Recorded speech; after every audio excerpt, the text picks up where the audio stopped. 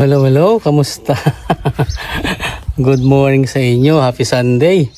Araw ng linggo. So, nakita nyo, medyo halata pa pawisan.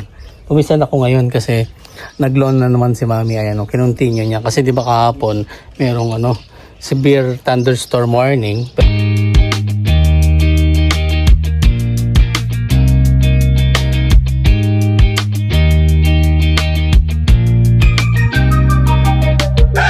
Pero thank God hindi naman siya rito, dumaan dito sa lugar namin.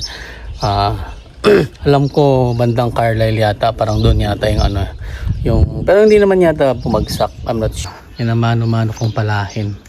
Wala kasi akong karitela. Ano ba yun? Yung wheelbarrow ba tawag doon? Wala akong ganun. Tapos wala rin akong timba mapaglagyan ng So ang ginamit ko yung pang-shamel ng snow. Bali, pinapala ko siya, pinubuhat ko siya mano-mano doon sa kabila. Papakita ko sa inyo kung gano'n kadami yung napala ko. Ayan, palas na naman. Kasi pag si Mami mag-lawn. So sigurado pag nagkaroon kami ng sarili namin, malinis palagi ang ng backyard. Ayan, naka 1/4 na ako. Yan siya. Ayan, dami-dami na rin yan. 1/4. Sorry. Ayan, 1/4 na. Nilipat ko kasi doon sa harap. So talagang hindi nabumbuhay yung halaman, yung flowers na itatanim mo, hindi nabumbuhay. So mangyayari, mamamatay lang siya, hangin lang siya nang hanginin. Kaya ayun, nilipat namin para at least mas okay. Mas madali siya mabuhay. So medyo mainit kaya dinadahan-dahan ko. Yan. Iba dito, may mga kapitbahay namin, may mga halaman naman sila. Pero malalaki na kasi ito kaya kaya na niya mabuhay. Yun kasi pag magtatanim ka pa lang ng bagong flowers, kailangan hindi masyado mahangin. Makikita mo naman yung iba sa likod talaga sila nagtatanim kung saan walang pukol ng hangin. Kasi dito talagang mahangin. Ayun, medyo malilim. So dire-diretso muna ako ng pagpapala para at least kahit paano makabawas-bawas kasi super init eh. Yan. Pala muna tayo. Kita nyo ba ako? Ang iba ko din. Kailangan. Yan natin makikita. Yung plant box. Ayan. Ito naman. Minute na uli.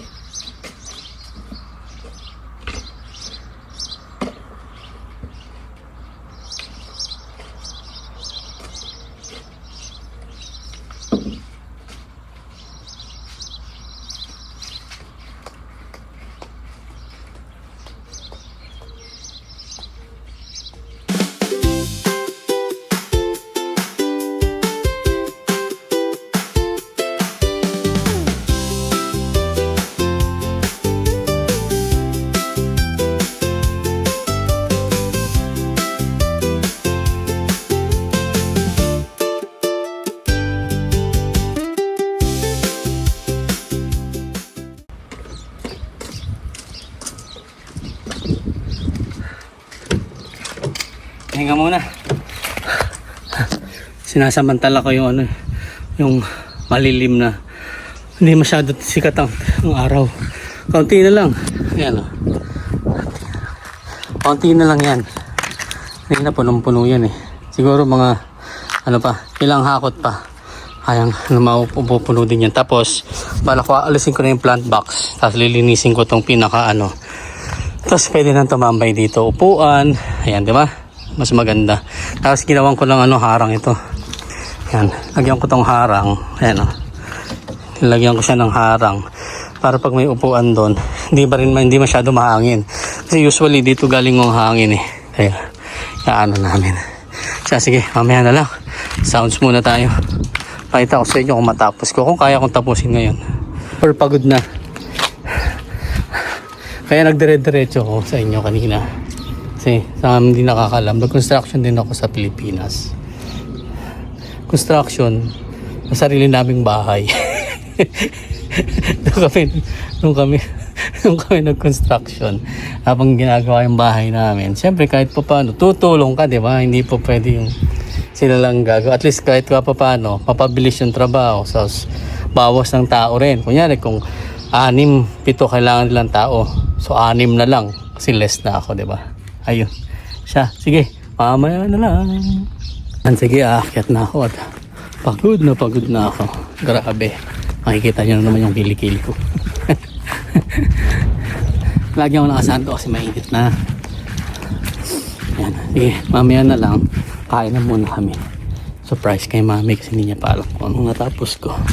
Yan. Sige, mamaya na lang. No? Good evening sa inyo. Ihaw-ihaw naman kain.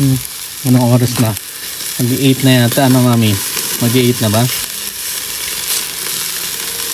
Do you think okay na kaya to? Sige pa. Sige pa.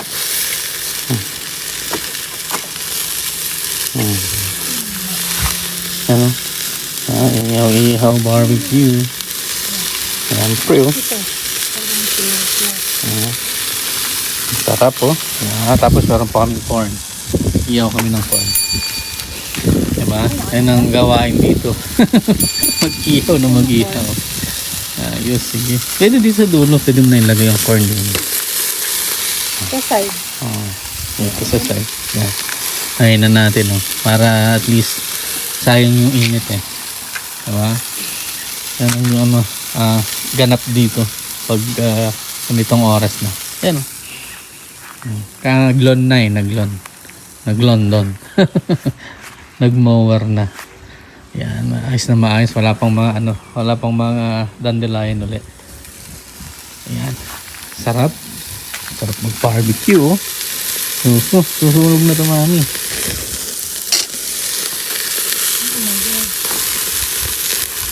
Ito okay na ito. Check mo na lang. Yeah. Wala na. Pwede namang iinit na lang ulit. Ayan, oh. Pwede. Ilan na ba yan? Isa na lang. Dalawa lang tayo. Pwede namang 10 na. Ilan pa yan? 7? 3 pa. Hindi, lahat na. Yun, no?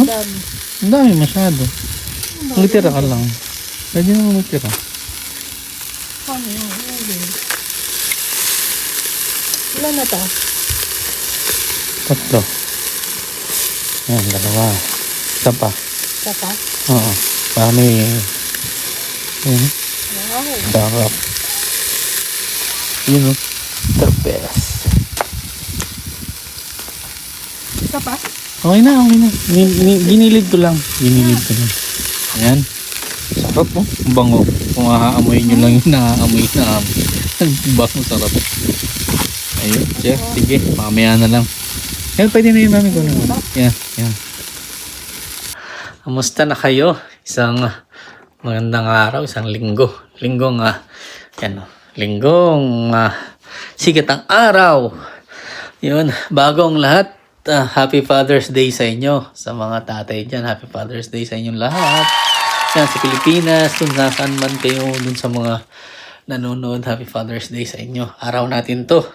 So, pag araw natin, wala lang. Pag araw ng mga tatay, wala lang. Normal day para sa atin. Pero okay lang yan. Ang mahalaga ay importante. Pero meron ako sa inyong good news. Ayan, no? Meron akong letter sa aking anak, sa aking baby girl. Pakita natin, tingnan natin, ha? Samahan niyo ako. Yan, ika lang. Buksan natin.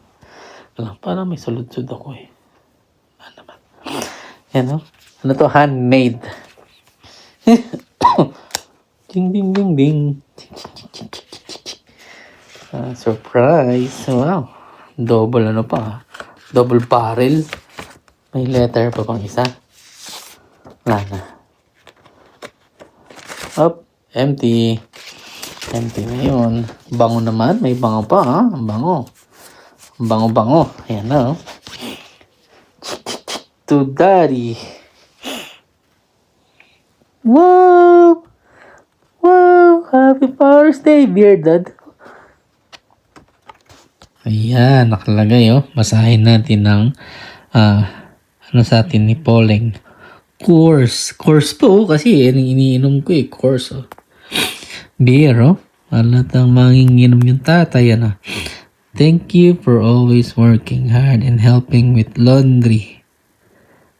Really appreciate it. Hope you're happy always and healthy.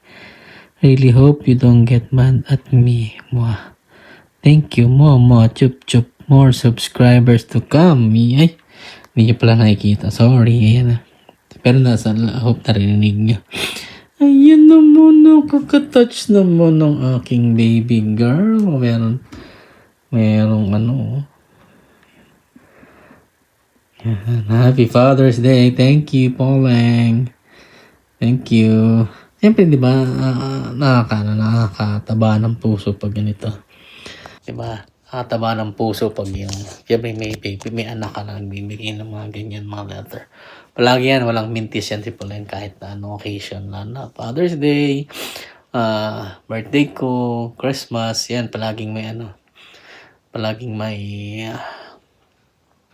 man tawag doon? May card. Okay lang yan. I really appreciate everything na galing sa anak ko, syempre, di ba? Anyways, yung linggo, galing kami sa simba kanina, tapos may potluck. Yung pala may yung mga communion, first communion, tapos yung iba communion. Ayun, meron kami. Hindi ko na binideo kasi nga, syempre, naman yun, sa kanila hindi naman tungkol sa akin, so hindi ko na rin vlog. So, ayun na lang yung pagdating ko may inabot sa akin yung anak ko na Father's Day card, di ba? Ayun. Thank you. Ayan, sana kayo mga fathers dyan na nanonood, nakatanggap din kayo ng something sa inyong loved ones, yan, sa inyong wife, sa inyong mga kids. Hope everything na maging okay sa atin dito sa Canada, especially dyan sa Pilipinas. Okay? Sige, thank you.